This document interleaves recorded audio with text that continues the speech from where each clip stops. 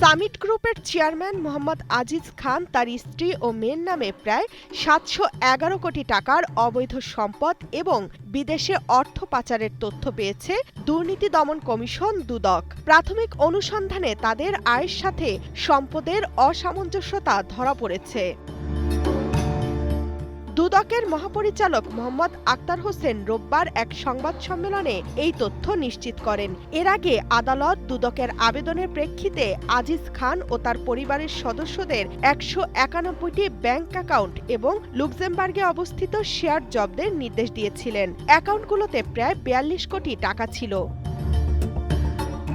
২০১৬ সালে পানামা পেপারসে অর্থ পাচার সংক্রান্ত দুর্নীতি নিয়ে সামিট গ্রুপের আজিজ খানের নাম শীর্ষে উঠে আসে। পদ্মা সেতু, মেট্রো রেল এবং এলিভেটেড এক্সপ্রেসওয়ে নির্মাণের গর্বিত অংশীদার বসুন্ধরা সিমেন্ট। এ বিষয়ে দুদক অনুসন্ধান শুরু করলেও সরকারি পর্যায়ে প্রভাব এবং আইনি জটিলতায় অনুসন্ধান শেষ করতে পারেনি। আজিজ ও তার পরিবারের সদস্যদের নামে ব্রিটিশ ভার্জিন আইল্যান্ডে ৬টি অফশোর কোম্পানির তথ্য পাওয়া গিয়েছিল।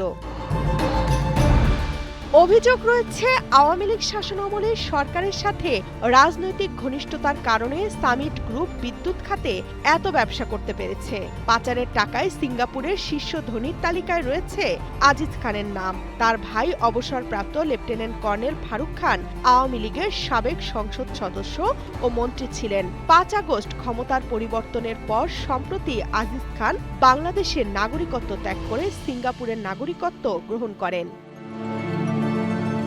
Desk report, Kaler Kantho.